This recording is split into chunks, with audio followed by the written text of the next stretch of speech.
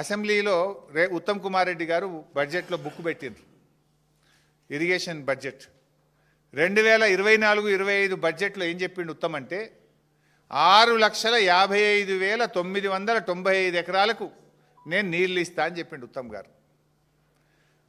2025-26 బడ్జెట్లో ఏం చెప్పిండంటే 5,05,000 ఎకరాలకు నీళ్ళు ఇస్తా అని బడ్జెట్ బుక్ పెట్టిండు.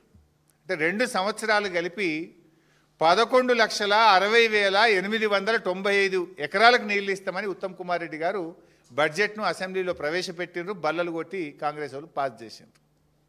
నేను అడుగుతున్న సూటిగా 11,60,895 ఎకరాలకు నీళ్ళు ఇస్తానని అసెంబ్లీలో చెప్పినావు కదా, 11,000 ఎకరాలకన్నా నీళ్ళు ఇచ్చినావా? ఇస్తే ఎక్కడిచ్చినావో చెప్పు. నేను చెప్తున్నా రికార్డ్ 17,24,000 ఎకరాల కొత్త ఆయకట్టు ఇచ్చాం, 31 లక్షల ఎకరాలు మేము స్థిరీకరించాం. నీ 2 ఏళ్లలో నువ్వు చెప్పిన 11,60,000 ఎకరాల్లో ఎక్కడిచ్చినావో చెప్పు. చెప్పకపోతే ముక్కు నేలకు రాసి క్షమాపణ అడుగు తెలంగాణ ప్రజల్ని. మోసం చేసినాం, అసెంబ్లీని తప్పుదో పట్టించినాం, అసెంబ్లీకి అబద్ధాలు చెప్పినాం, 11,60,000 ఎకరాలు ఇస్తామని చెప్పి అసెంబ్లీ సాక్షిగా అబద్ధాలు ఆడినందుకు క్షమాపణ చెప్పి రాష్ట్ర ప్రజలకు ఇంకా సిగ్గు లేకుండా మాట్లాడుతున్నారు.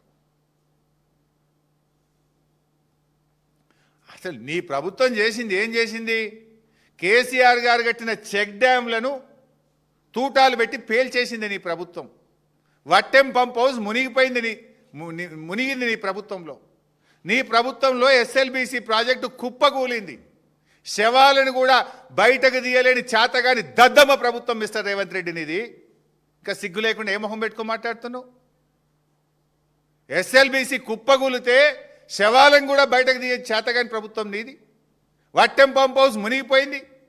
చెక్ డ్యాములు బాంబులు పెట్టి పేలుస్తుంటే ఇవాళ వరకు ఎఫ్ఐఆర్ లేదు, ఎంక్వైరీ చేయవు. నువ్వు ఒక్క ఎకరానికి నీళ్ళు ఇచ్చిన పాపాన పోలేదు, ఒక చెక్ డ్యామ్ కట్టిన పాపాన పోలేదు, ఒక చెరువు దవ్విన పాపాన పోలేదు, ఒక ప్రాజెక్ట్ కట్టిన పాపాన పోలేదు.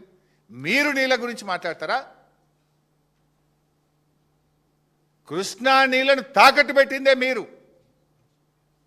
సరే 299 పుట్టించిందే కాంగ్రెస్, దగా చేసిందే కాంగ్రెస్ కదా.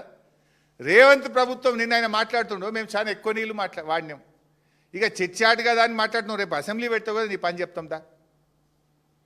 కృష్ణానదిలో అతి తక్కువ నీటి వినియోగం జరిగిందే రేవంత్ పాలనలో. Never before. ఈ రాష్ట్రం ఏర్పడి 12 ఏళ్ళు అయింది.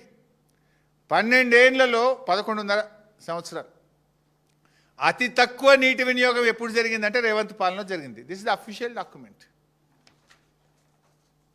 2014-15 నుంచి 2024-25 వరకు చూస్తే ఏ సంవత్సరం కూడా 30%, 35%, 45%, 33%, 29%, 30%, 36% వాడినాం మనం.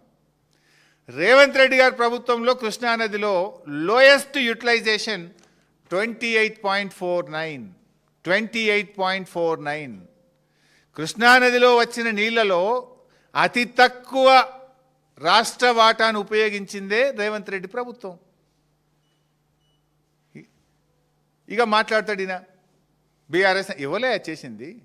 299 తెచ్చింది నువ్వే.